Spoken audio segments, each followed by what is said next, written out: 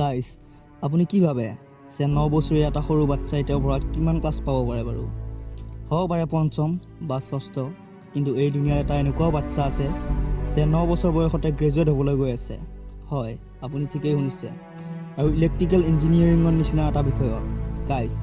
এই ল'ৰাটোৱে 4 বছৰ বয়সত স্কুললৈ যোৱা আৰম্ভ কৰিছিল আৰু 5 বছৰৰ পঢ়াবোৰ মাত্ৰ 12 মাহতে শেষ কৰি পেলালে আৰু যেতিয়া তেওঁ ইলেক্ট্ৰিকেল ইঞ্জিনিয়াৰিঙত ভৰ্তি হ'ল তেওঁ 3 বছৰৰ পঢ়াবোৰ মাত্ৰ 9 মাহতে শেষ কৰি পেলালে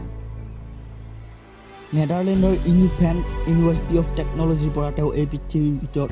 সকলোতকৈ কনিষ্ঠ স্নাতকধাৰী হ'বলৈ গৈ আছে ইয়াৰ IQ লেভেল 145 বুলি কোৱা হৈছে আৰু ইয়াক এলবাৰ্ট আইনষ্টাইন আৰু ষ্টিফেন হকিংছৰ লগত তুলনা কৰা হৈছে আৰু ইয়াৰ নাম হ'ল লুৰেঞ্চ চিমন আৰু এই ল'ৰাটোৰ বিষয়ে কেনেকুৱা লাগে কমেণ্ট বক্সত লিখিবলৈ নাপাহৰিব আৰু ভিডিঅ'টো চাই ভাল পালে চেনেলটো নিশ্চয়